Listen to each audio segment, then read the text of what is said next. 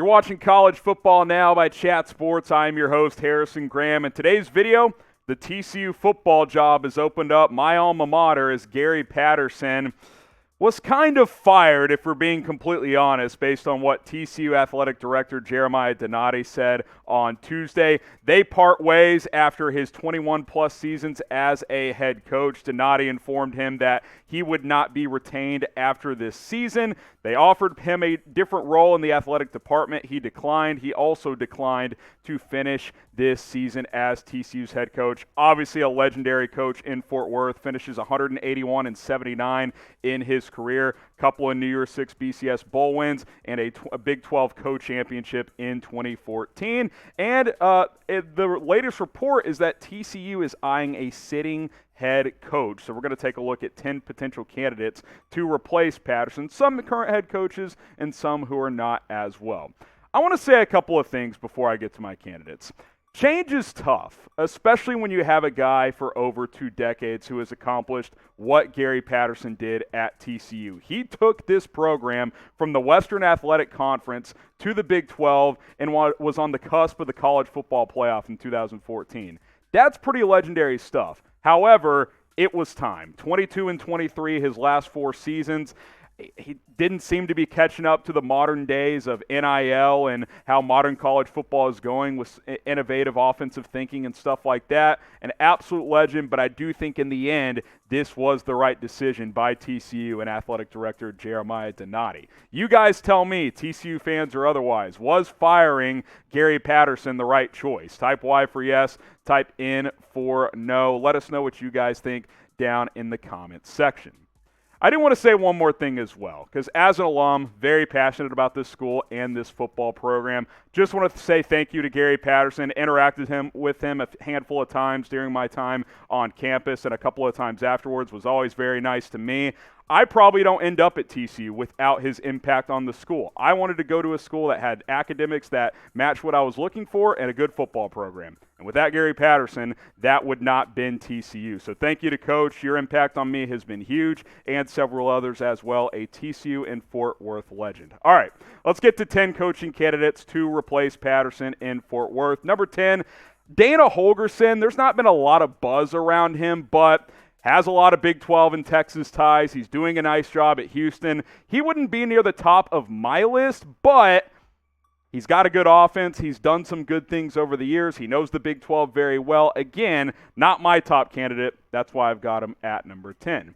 Who do you guys think TCU will hire? Who will be the next head coach in Fort Worth? Let me know what you guys think in the comments. Who will be the next TCU Horned Frogs head coach? Number 9, the head coach at Coastal Carolina, Jamie Chadwell, who's done wonders for that program. I like him as a coach. I like him in his energy and what he can bring. I don't know if this is the right fit for him. I don't know if this is the right culture fit. He had some NCAA violation issues at Charleston Southern. I don't love that either. But I do think at some point he's going to make the jump to the Power 5. Don't know if TCU is the right job for him, but he's certainly doing a great job at Coastal Carolina. He's 18-2, I believe, over the last 2 seasons. Make sure you guys hit that subscribe button if you want more college football coverage. Chat Sports is a good place for you. We brought you guys the college football playoff rankings last night, and a ton of jobs are open right now. TCU, LSU, USC, Texas Tech, Washington State, and a few others will likely open up as well. Penn State could open up. Make sure you subscribe, hit that big red button, and don't miss any of our coverage as we'll bring you guys the latest news and rumors around college football. Here's a name some of you guys may not know. Oklahoma co-offensive coordinator and offensive line coach Bill Bedenbaugh. Bill Bedenbaugh has been in Norman since 2013, and a couple of things I like about him. 1, he's been coaching under Bob Stoops and Lincoln Riley. 2, he's an excellent recruiter, especially of offensive linemen.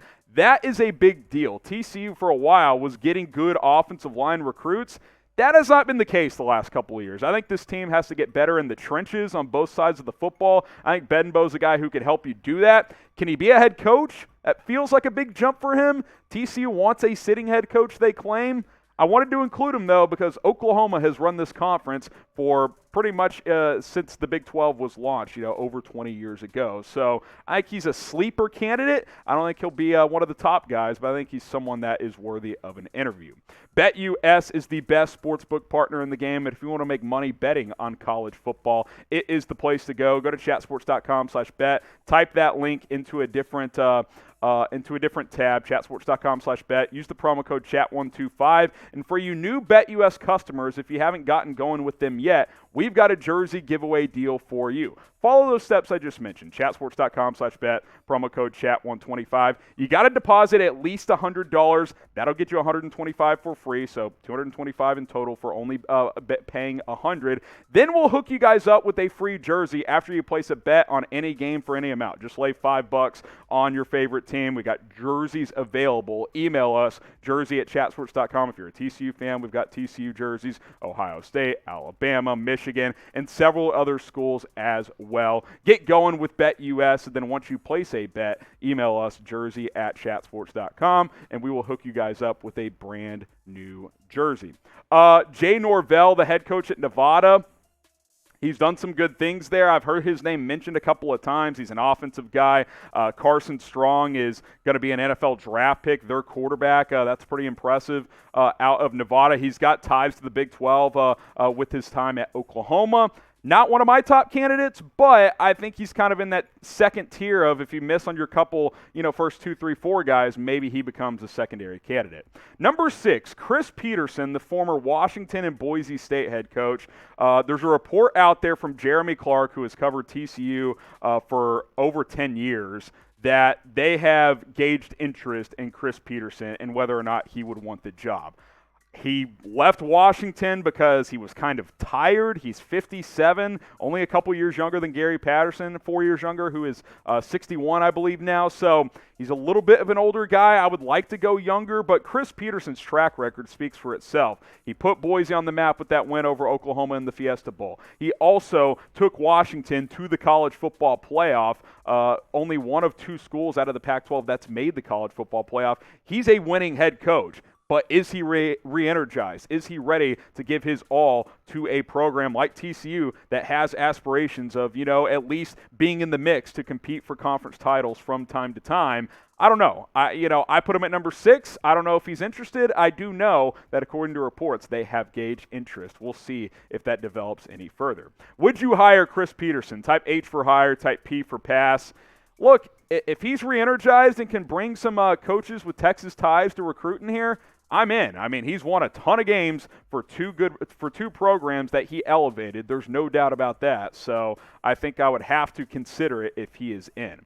Top 5, and this list is a combination of guys I'm interested in, but also based on reports that are out there. Justin Fuente, the head coach at Virginia Tech. Let me be clear. I don't want Justin Fuente. He was the TCU offensive coordinator, I believe, from 08 to 10, somewhere in that range, maybe 7 to 10 or 11. Took the Memphis job, did a great job there, then gets the Virginia Tech job. Started 19-8 in Blacksburg, replacing legendary head coach Coach Beamer up there.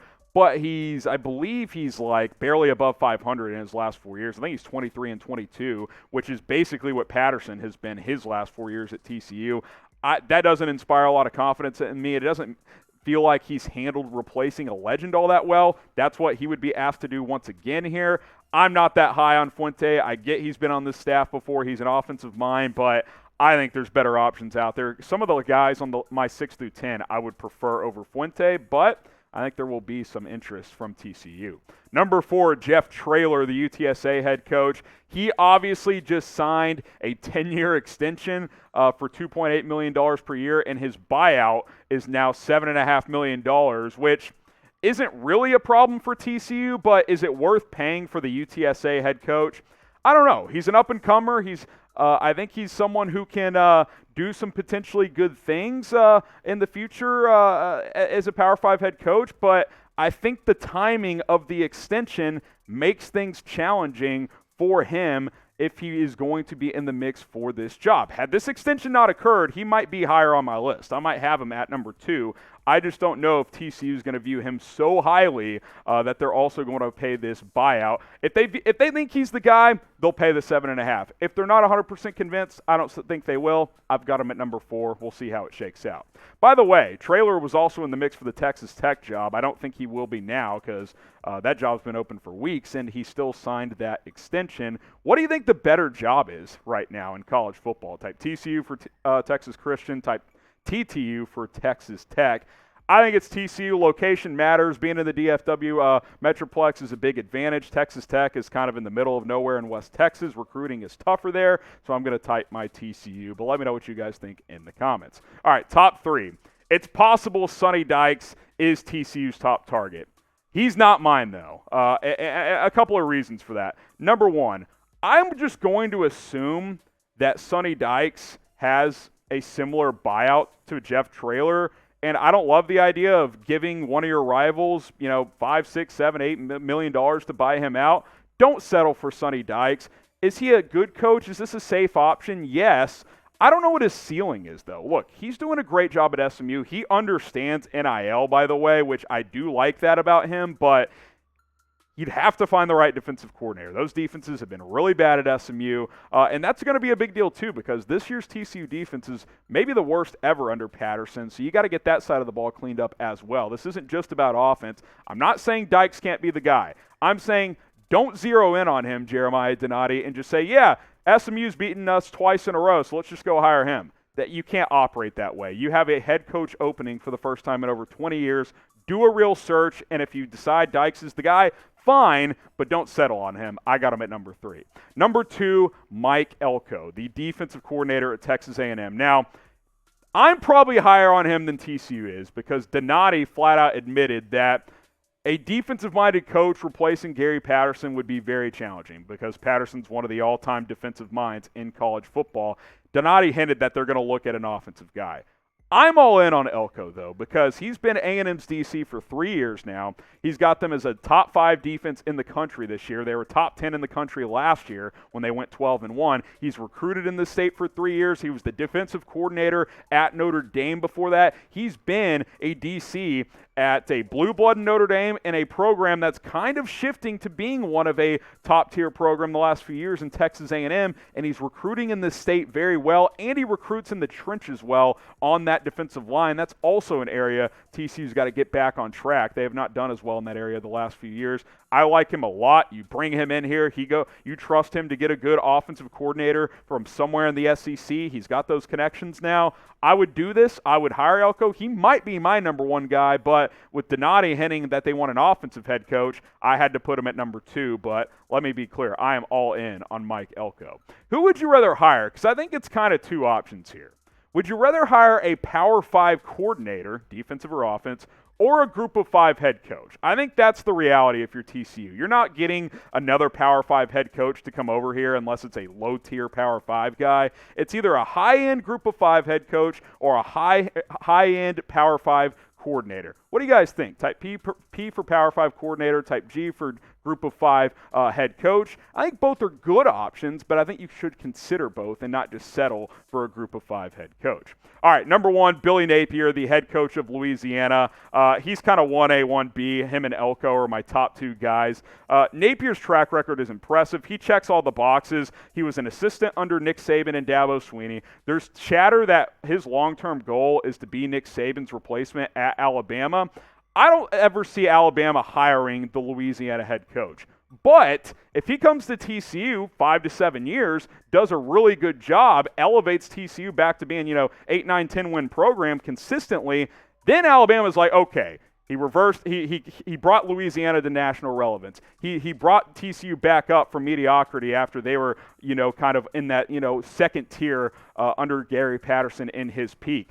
That would be more attractive for Napier to get that Bama job in half a decade, say 7 years from now. So I think that's interesting. I think he's 35-12 at Louisiana, guys. Like, this guy is a damn good football coach, and he's young. So him and Elko, kind of 1A and 1B for me. I don't think you can really go wrong with either of those 2 guys. So there you go.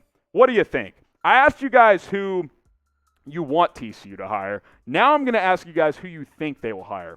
If you asked me today who I think they'll hire, it'll probably be Sonny Dykes. I don't love it. I don't hate it. It'd be like a B hire to me. I think it's a safe hire. I think you can do better. I think you should shoot higher if you're TCU, but we'll see what ends up happening. Let me know what you guys think, and we'll see you guys soon here on Chat Sports.